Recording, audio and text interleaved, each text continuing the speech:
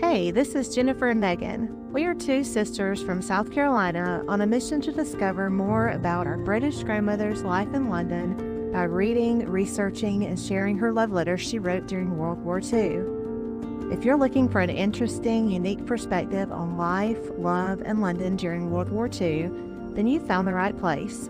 We will take you through each letter and bring them to life as we have recently traveled to some of the exact places mentioned in these letters. Think of this as a historic love story come to life. So grab your favorite beverage and blanket and prepare to dive in with us. This is the All My Love, Lucy podcast.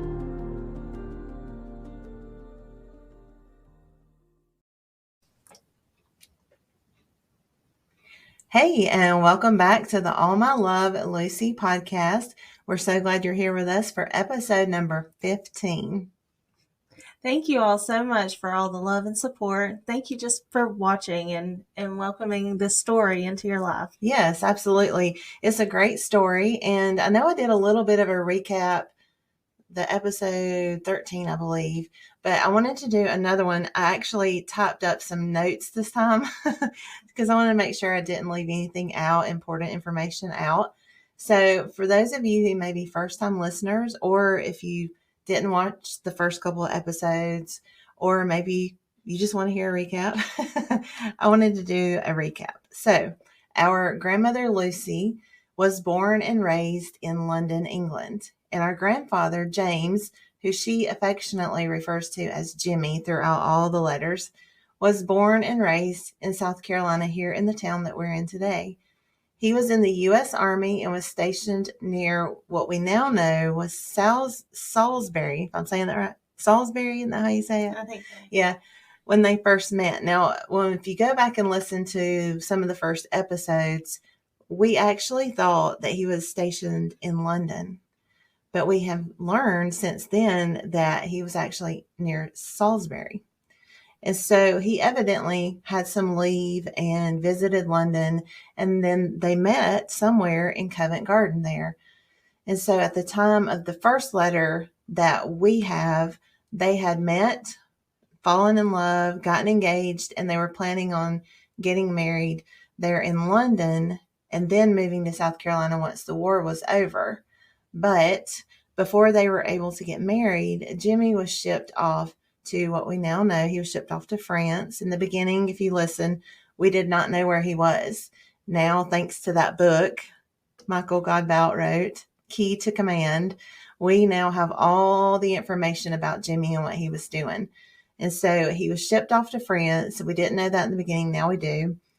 And they thought they would be coming back to London, that he would be coming back to London sometime soon. I think she said maybe 2 weeks or something.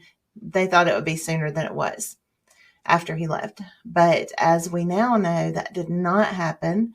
And it will actually be 2 years before they are reunited from that day at the train station when they departed. So this 2-year period is what gave us these letters that we are reading today. And it's such a beautiful love story and such interesting information that our grandmother talks about. And eventually we're going to get to Jimmie's letters. And we just wanted to share that because it's such an awesome story. I can't wait till we get to Jimmie's letters. I know. I'm so excited. Me too. And I really hope that my husband will read them for us, even if he's not on camera, just so we'll have a male voice behind his letters. That would be good.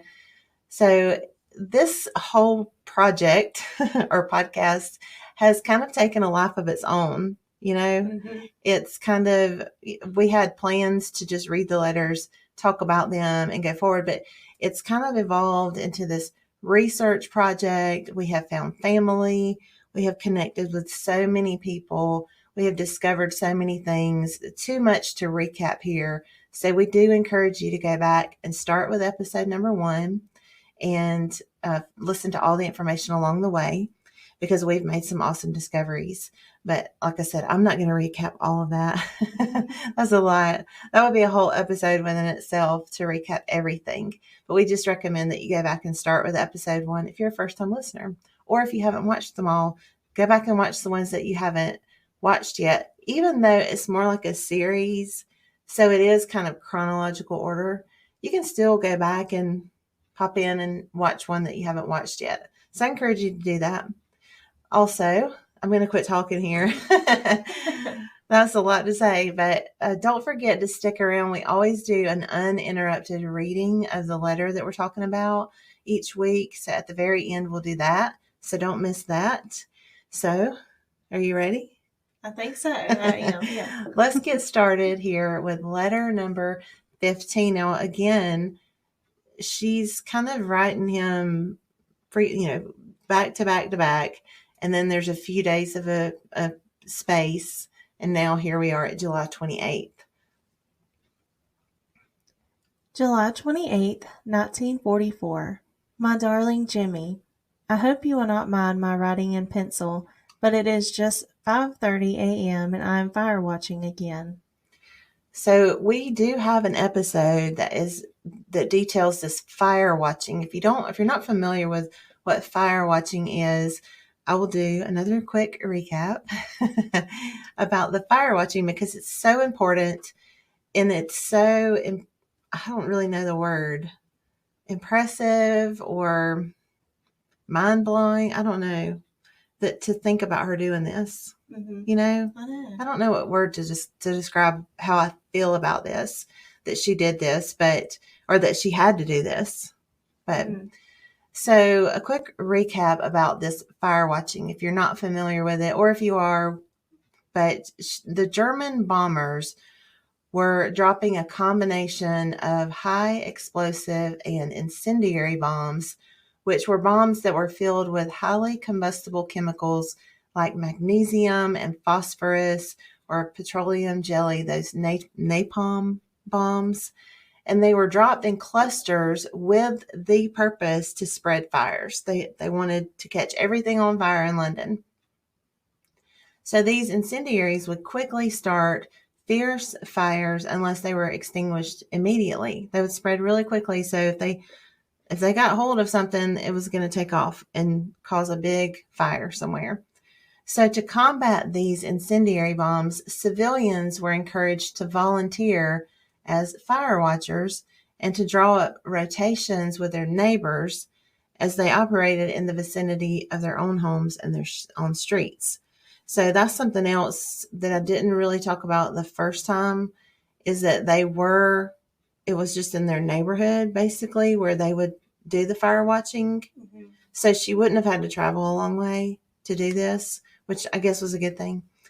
But air raid wardens issued stirrup pumps, and I'll show a picture of these again, and trained people how to use them. And women between the ages of 20 to 45 eventually became eligible for this duty, as we see here, as Lucy talks about this. This, of course, was an unpaid position, and it is estimated that by the end of December of 1943, 6 million people. Some of these numbers, I'm like, 6 million. Wow, 6 million people were enrolled in this fire guard organization. And so that kind of tells how big of a problem that was for that many people to have to enroll in that, to help manage that, because they were everywhere. And many of them died during their efforts to control these fires caused by these incendiary bombs. And I read somewhere that it was at least over 900 people. I don't know how accurate that number is, but it was a lot of people. And we were talking about before, they would have those contraptions that they would have to pick them up with. Mm-hmm. They would have to run out, grab them, and then either throw sand on them or bury them, take them outside, whatever. Mm-hmm. It was just I just can't fathom having to do that. I can't either. Now she, as far as I know, she never talks about actually encountering one of those bombs.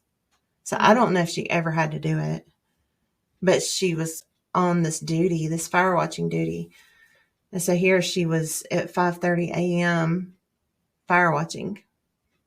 So, but if you're interested in that sort of thing, look up some videos and look up some information about that, because it's very interesting to learn about these fire watchers and how they all came together, which again, demonstrates the resilience and, I guess, the unity of the people of London during that time. And I'm just impressed. This kind of doesn't seem like the right word, but I guess in awe, maybe. Mm-hmm. She goes on to say, I was so pleased to get your last letter and to know my darling is well. I wonder how long my letters take to reach you. I notice yours take between 3 to 4 days, which seems quite good. I notice you are using very nice writing paper. Did you manage to get a supply? I expect you will soon be receiving the pads which I sent and which I hope you will find useful. So a couple of things here. It seems like the mail is improving. They're getting their letters faster, not having to wait as long. And then also about the writing paper. We've talked about food rations and clothes rations.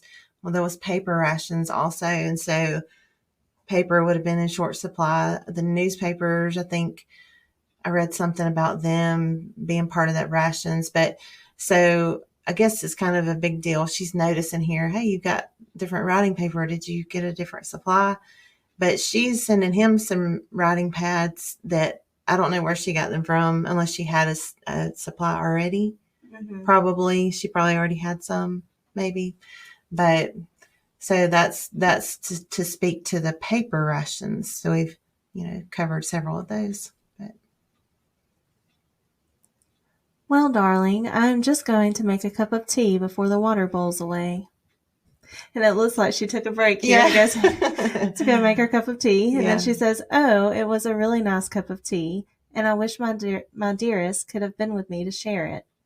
I keep sneezing, so I conclude the early morning air does not agree with me, and I am developing a cold, so my darling old man could only kiss me at his own risk, if he were here. I am liking my job better and getting used to the hours. I expect you will find the subjects interesting, such as zinc dust, vertical retorts, weekly distillation, die casting, etc., but I am afraid I just do not understand what it all signifies, as my poor little brain cannot absorb these subjects, and I should have to get you to explain it to me in very simple language before I could grasp it all. Same. Yeah. I don't know any of that. I did look up zinc dust because I was confused, and I thought, is that what that says? Because I'm taking the letters from her handwriting to typing it up, and I thought, is that what that says? Zinc dust? And it's used for something with all that stuff, but yeah, I don't have any idea. But she was working. This was her new job that she got. We learned about, I don't know what episode it was, but she was working at the Imperial Smelting Corporation at this time. And so here she details all these subjects. And so again, I believe she must have been typing either, I don't know what she was typing, if she was typing correspondence or if she was typing up, I don't know exactly what she was doing, but she was probably just typing, transferring information, because she obviously did not need to know what all that meant. Mm-hmm. So she must have been just using her stenography skills or whatever here at this place. It is rather cold this morning, and it reminds me very much of that wonderful morning we went to the zoo. Darling, do you remember the lovely walk we had in the haystack? It was such a happy time for me, and I enjoyed every moment of it. I do not know. What's the haystack? I don't know. I'm not sure about that. I mean, that has to be an inside joke or something. Yeah, it must be. Or something private. So I looked it up. I tried to Google. I was like, haystacks in London, what does that mean? But I couldn't find anything. So that must just be something they experienced that day. I don't know. But we talked extensively about the London Zoo in episode 2. And we encourage you to go back to that one. That's one of my favorite episodes, talking about the zoo and all the animals and what happened with all the animals. And she mentions in that letter how she loved the brown bear and the bunnies. And we were cracking up about that because of all the animals in the zoo, you're going to talk about a brown bear and bunnies. You're at a zoo. You think Yeah. So we talked about how actually most of the animals, the exotic, expensive animals, got moved to a zoo outside of the city to prevent them from being bombed. So, but another interesting fact is that one of the oldest surviving features at the zoo is a tunnel that served as an air raid shelter for employees and local people during the war. Wow, I did not know that. Didn't know that either. London Zoo is the oldest scientific zoo in the world. Mm-hmm. We learned that in the episode 2 when we were researching for that. That this was something new that I learned about it. That it actually, I'm shaking the computer. That it actually, one of the oldest surviving features is that air raid shelter tunnel. Wow. Mm-hmm. We got to go. I wonder if they'll let us go see it. I wonder if you can visit, like, explore. I'm not sure. No, that would be super cool if we could. I need to look that up. I didn't think to look it up to see if you could actually go to it. That would be really neat. Mm-hmm. We got to go back. We got to get back. I'm ready. I know. So ready. Another fun fact about the zoo, if you missed it, is that the original Winnie the Bear, that the stories Winnie the Pooh are modeled after, or the name came from, is Winnie the Bear that was born at London Zoo, or was not born at London Zoo, but the story was kind of birthed from that bear there at the zoo. I love that. I know, it's such a neat story. But well, my precious sweetheart, I am going to have a bath, get some breakfast, and then start work, so I must break off now. she had to be exhausted. Oh, yeah. She'd been fire watching all night. She stops, writes him a letter, and she's going to get a bath, eat, and then go to work and work all day. And I think she says she worked till like 6 p.m. And then some nights she was working a second job, remember? Because she was saving for her bottom drawer. Oh, yes. You remember? Yep. I don't know if this would all happen on the same day, though. But she had to be worn out. Slap worn out. But I am longing to hear from my darling again. With all my love to you, dearest, from your Lucy. so we continue. That's the end of this letter, and we continue on this journey with Lucy and Jimmie as Lucy details her life and all of the things she's going through. And we didn't really talk much about Jimmie and what he's doing over in France this time, but we'll talk about him more next time and what's going on with him. Thanks to that book, Key to Command. I keep talking about that book, and it's just been such a treasure for us. It's just been wonderful.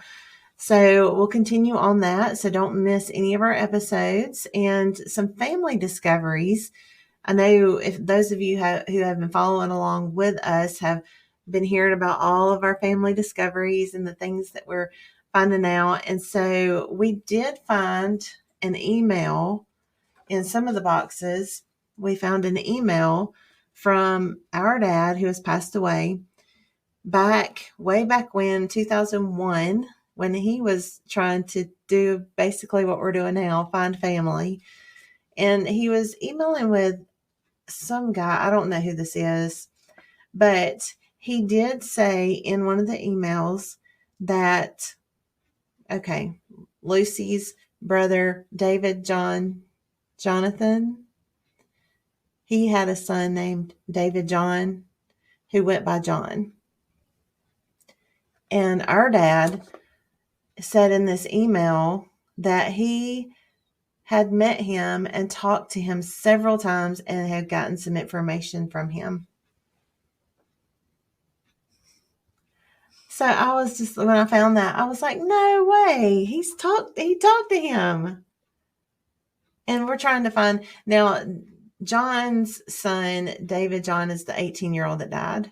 And we found his gravesite. So the lineage of that one ends there. There's no other children. So there wouldn't be no one to talk to or no one to find in that lineage. But I just think it's so neat that our dad talked to him. Yeah. And that had communicated with him and found him.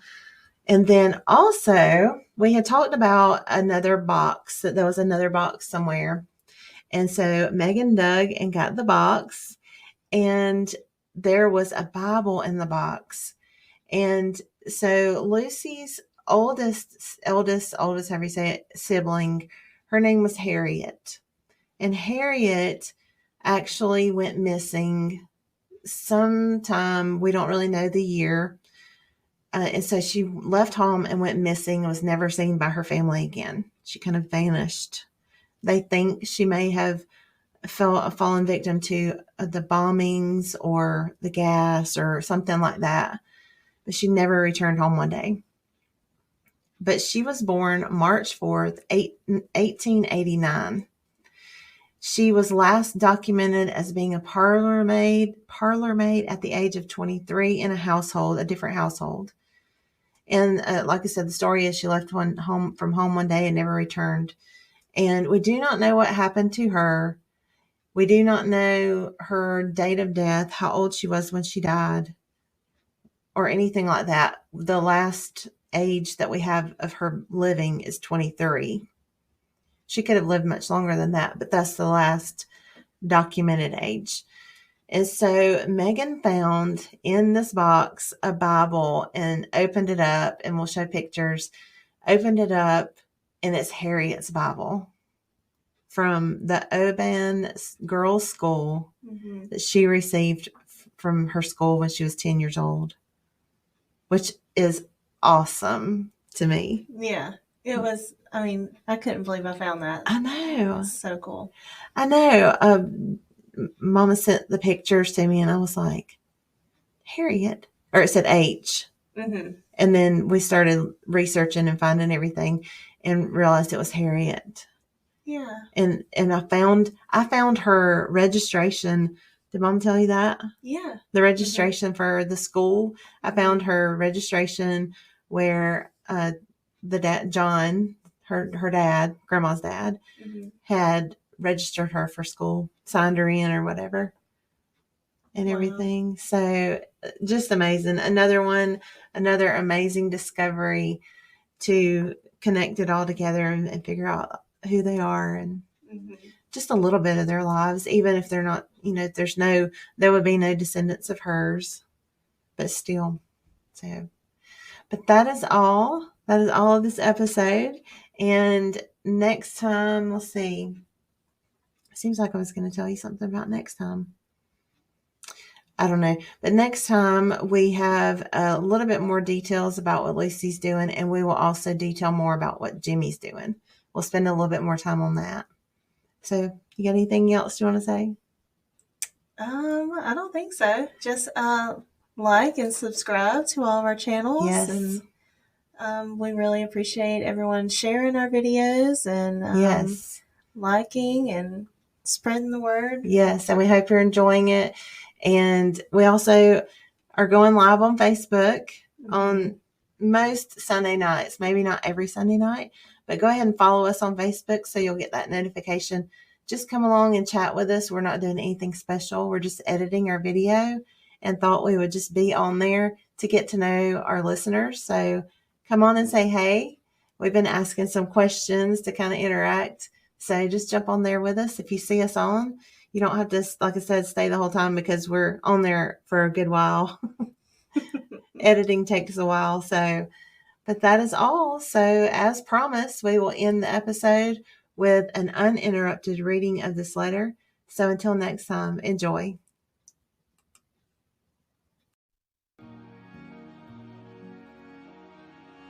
July 28th, 1944, my darling Jimmie. I hope you will not mind my writing in pencil, but it is just 5:30 a.m. and I am fire watching again. I was so pleased to get your last letter and to know my darling is well. I wonder how long my letters take to reach you. I notice yours take between 3 to 4 days, which seems quite good. I notice you're using very nice writing paper. Did you manage to get a supply? I expect you will soon be receiving the pads which I sent, and which I hope you will find useful.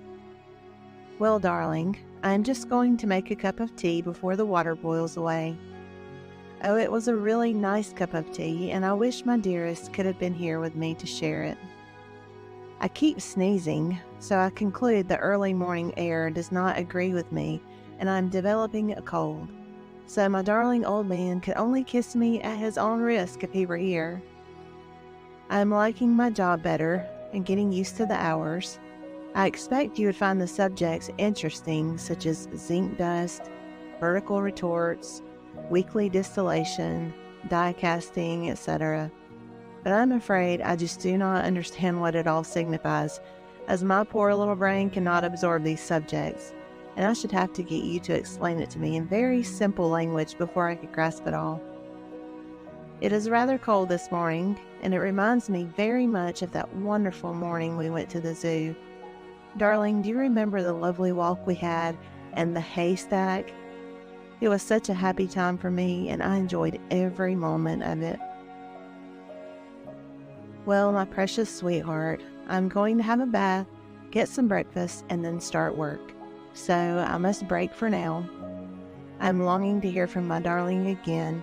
With all my love to you, dearest, from your Lucy. If you are hearing this message, you've listened to the entire episode, and for that, we want to thank you from the bottom of our hearts. We truly hope you enjoyed this episode, and we hope you'll return for the next episode of the All My Love Lucy podcast.